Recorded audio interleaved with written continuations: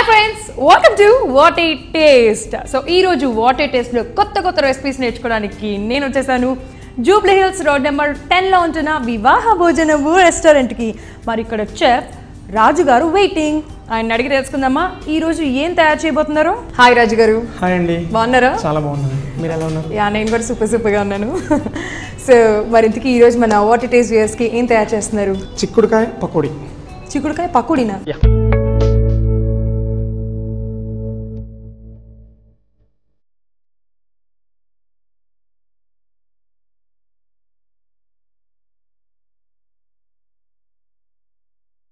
చిక్కుడుకాయ పకోడీకి కావాల్సిన ఇంగ్రీడియంట్స్ ఏంటో ఫస్ట్ వేసుకుందాం. కొత్తిమీర, పుదీనా, పల్లి, రైస్ పౌడర్, గ్రీన్ చిల్లీ, అల్లం వెల్లుల్లి పేస్ట్, కరివేపాకు, శనగపిండి, చిక్కుడుకాయ, ఆయిల్.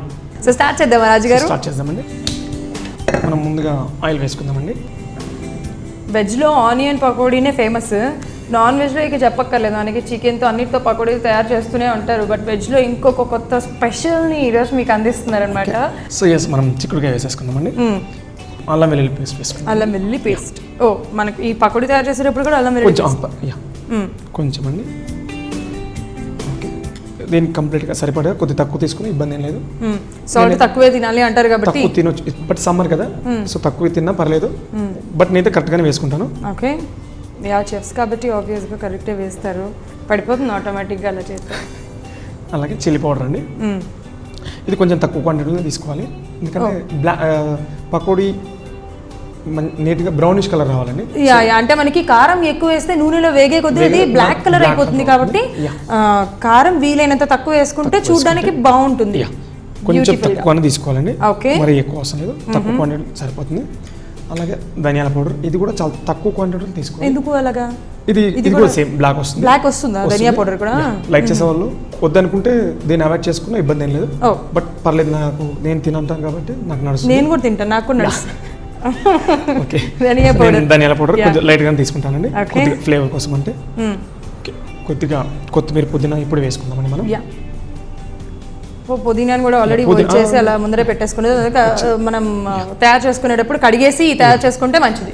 ఏదైనా సరే ఆకుకూరలు సాల్ట్ వాటర్లో 2 times కనుక వాష్ చేసుకొని తీసుకుంటే చాలా మంచిది. అంటే మనకి మట్టి కానీ లేకపోతే పిచ్చిగా ఉండడం కానీ అలా ఏమి ఉండదు అనమాట. మంచిగా ఉంటాయి, టేస్ట్గా కూడా బాగుంటుంది. గ్రీన్ వెజిటేబుల్స్ అండి, గ్రీన్ వెజిటేబుల్స్ అలా చేసుకుంటే చాలా బాగుంటుంది.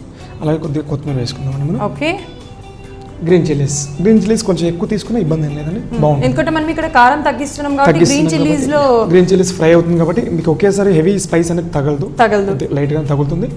గ్రీన్ చిల్లీస్ కొంచెం ఎక్కువగానే తీసుకున్నాను నేను. కరివేపాకు అండి, కరివేపాకు కూడా కొంచెం మినిమం ఎక్కువ క్వాంటిటీ. సౌత్ ఇండియన్ అంటేనే అసలు కరివేపాకు ముందు ఉంటుంది కాబట్టి కరివేపాకు. సో కొద్దిగా కరివేపాకు కూడా ఎక్కువగానే తీసుకుందాం. ఓకే, ఇందులో సైడ్ తీసి పెట్టే ఆప్షన్ లేదు, మేబీ తీసి పెట్టుకోవచ్చు. 100% ఈజీగా తింటాం వేరే కర్రీస్ లో కానీ. అవునవును, అందులో ఇందులో మిక్స్ అయిపోతుంది కాబట్టి తీయడానికి రాదు. సో అలాగే పల్లి అండి, పల్లి డైరెక్ట్ అట్లానే వేసుకుంటాం. మనం పచ్చి పకోడీ వేసుకుంటాం కాబట్టి సో పల్లి అందులోనే వేసుకోవచ్చు. ఫ్రై అవుతుంది కాబట్టి నీట్ గా మనం తినడానికి బాగుంటుంది.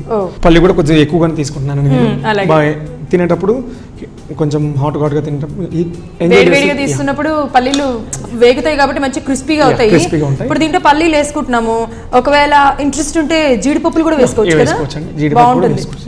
జీడిపప్పు అలాగే తెల్ల నువ్వులు కూడా వేసుకోవచ్చు, లైక్ చేసేవాళ్ళు సేమ్ అది కూడా బాగుంటుంది. ఇందులోకి తెల్ల నువ్వులు కూడా చాలా బాగుంటాయి, అవి కూడా తీసుకోవచ్చు మనం.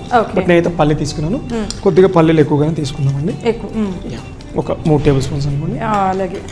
అలాగే రైస్ పౌడర్ అండి. ఓకే, సో మనం దీన్ని ముందుగా చేతితో మిక్స్ చేసుకోవాలండి. మన శనగపిండి వేసుకోలేదు, నేను వాటర్ పోసి ఇవన్నీ మిక్స్ చేస్తాను, లాస్ట్లో వేసుకుంటాను. ఒక డౌట్, లైక్ ఇప్పుడు మీరు శనగపిండి యూజ్ చేస్తున్నారు, బియ్య పిండి కూడా యూజ్ చేస్తున్నారు కదా. దీంట్లో శనగపిండి ఎంత తీసుకుంటే బియ్య పిండి ఎంత తీసుకుంటే మనకి పర్ఫెక్ట్ గా వస్తుంది? బియ్య పిండి 1 tablespoon అండి, శనగపిండి అనేది మనకు కావాల్సిన క్వాంటిటీ ఎంత కావాలంటే అంత. మనకు ఆటోమేటిక్ బియ్య పిండి అనేది నామకే వాస్ జస్ట్ ఒక టేబుల్ తీసుకుంటే క్రిస్పీగా రావడానికి అర్థమైంది. అంటే పిండి వేసిన తర్వాత కలవదండి అంతే. కొంచెం ముందుగా అయితే కనుక అవునవును, పిండి వేస్తే కానీ కంప్లీట్ వాటర్ వేస్తే కానీ కలవదు. బట్ ఆల్రెడీ మనం ఇంగ్రీడియంట్స్ అన్ని వేస్తాం కాబట్టి ఒకసారి కలిపేసుకుంటే బాగుంటుంది, పర్ఫెక్షన్ వస్తుంది. శనగపిండి వేసుకుందామండి. శనగపిండి మేబీ ఒక ఎక్కువ క్వాంటిటీ 70% ఎక్కువ తీసుకోవాలండి అన్నిటికంటేను. అలాగే ఓకే, మనం సరిపోలేదంటే తర్వాత కూడా వేసుకోవచ్చు, ఇబ్బంది ఏం లేదండి. కలిపేట టైంలో మనం కలిపాం కాబట్టి మరొకసారి కలిపేద్దామండి. పోయాలని వాటర్ మీరు వాటర్ లేదు అవసరం పర్లేదండి. ఇంకా నూనె వేడి అవ్వలేదు, మీరు కలుపుతుంటే టైంకి సరిపోతుందండి అది. వేడి అయిపోతుంది. ఇలాంటి పకోడీలు చేసుకునేటప్పుడు నూనె బాగా హీట్గా ఉండాలా, మీడియం హీట్గా లేదండి, హీట్ ఎక్కువ ఉండాలా? కొంచెం హీట్గానే ఉండాలండి, తక్కువ ఉంటే ఆయిల్ తినేస్తుంది మళ్ళీ. Oil okay. అంటే ఇప్పుడు ఇలాంటి డీప్ ఫ్రైలు చేసుకునేటప్పుడు ఆయిల్ పీల్చకుండా ఉండాలి అని అంటే టిప్ చెప్పండి మాకు, ఏం చేయాలి? ఆయిల్ అనేది హీట్గా లేదనుకోండి, సో 100% ఆయిల్ పట్టుకుంటుందండి. సో కొంచెం హీట్గానే ఉండాలి. ఆయిల్ హీట్గా ఉంటే అప్పుడు నూనె పట్టుకోదండి. అంటే మనకి పకోడీ ఎలా అయితే కన్సిస్టెన్సీలో ఉంటుంది ఆ కన్సిస్టెన్సీలో ఉంటే సరిపోతుంది. చిన్న పిల్లలకి కూడా ఇష్టంగా తింటారు. అట్ ద సేమ్ టైం చిక్కుడుకాయ కానీ చిక్కుడుకాయ గింజలు కానీ ఫైబర్ అని అంటారు, ఫైబర్ ఎక్కువగా తీసుకోవాలి, మంచిగా అరుగుతుంది అని అంటూ ఉంటారు. కాబట్టి డైరెక్ట్గా ఒక కూర తయారు చేస్తే వాళ్ళు తినకపోవచ్చు. అందుకే ఇలా పకోడీ తయారు చేసి పెట్టామే అనుకో, ఎంత చక్కగా ఇష్టంగా చిక్కుడుకాయ అని చెప్పి తెలియకుండానే తినేస్తారు పకోడీ అని. యా, నూనె వేడి అవ్వలేదు మనకు తెలిసిపోతుందండి, ఇబ్బంది లేదు. జస్ట్ మినిట్ హీట్ అయిపోయిందా? ఓకే, నూనె వేడి అయిపోయింది. ఓకే, మనం వేసుకుందామండి. కొంచెం విడివిడిగా వేసుకుంటే సేఫ్ అండి, బెటర్, బాగా వస్తుంది, నీట్గా ఫ్రై అవుతుంది. అలాగే సరిపోతుందండి.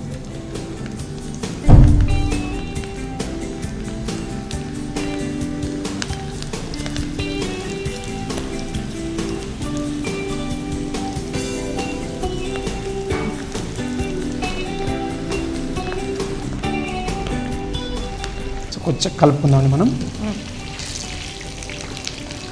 చాలా మందికి ఇలా నూనె దగ్గర రెసిపీస్ తయారు చేయాలంటే చాలా భయం వేస్తుంది. ఎందుకంటే నూనె ఎక్కడ చింది మీద పడుతుందో, ఎక్కడ ఏ డ్రాప్ పడి ఏ మరక పడుతుందో, ఇవన్నీ టెన్షన్ ఉండి ఇన్ఫాక్ట్ వాళ్ళలో నేను కూడా ఒకదాన్ని, నాకు కూడా కొంచెం భయమే. బట్ తినడం అంటే చాలా ఇష్టం కాబట్టి కొంచెం ధైర్యంగానే చేస్తూ ఉంటాను రెసిపీస్. నేను హెల్ప్ చేయనా? విత్ యువర్ పర్మిషన్ అనమాట. మీరు పర్మిషన్ ఇస్తే మేము చేస్తాము. ఓకే, తీసేసేయచ్చు.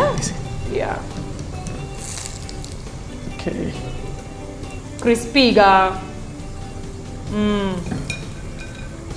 సౌండ్ వస్తుంది అందరికి, సౌండ్ వస్తుంది, గొడవ పడుతున్నాయండి అవి. క్రిస్ప్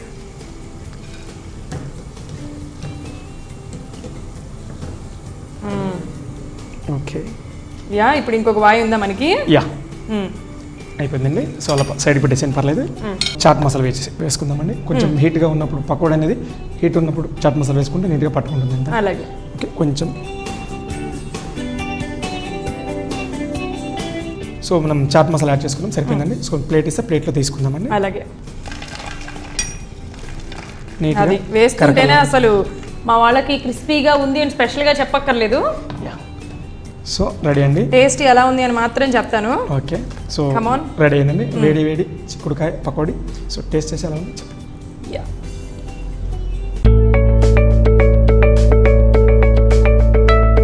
సో చిక్కుడుకాయ పకోడీ వేడివేడిగా రెడీగా ఉంది. పేరు విన్న దగ్గర నుంచి అసలు దీన్ని ఎలా చేస్తారు, టేస్ట్ ఎలా ఉంటుంది అని ఆత్రంగా నేను వెయిట్ చేస్తున్నాను. ఇప్పుడు వెయిట్ చేయాల్సిన అవసరం లేదు, చేతిలో ఉంది కాబట్టి.